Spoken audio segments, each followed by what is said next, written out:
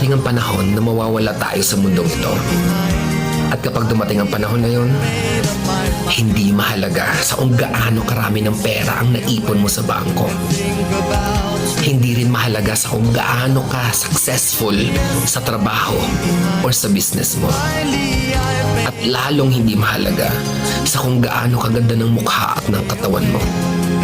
Dahil ang mahalaga pagdating ng panahon na yun ay ang sagot sa tanong na naging masaya ka ba?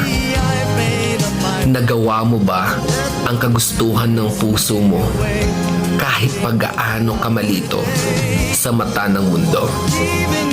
Dahil sa huli naman, ikaw naman magdadala ng mga memories na yon sa libingan mo. Hindi naman ang mga tao sa paligid mo. So make sure na bago pa dumating ang panahon na aalis na tayo sa mundong ito, siguraduhin mo sa sarili mo na magiging masaya ka at magagawa mo ang kagustuhan ng puso mo kahit pag-aano ka kontra ng mga tao sa mundo.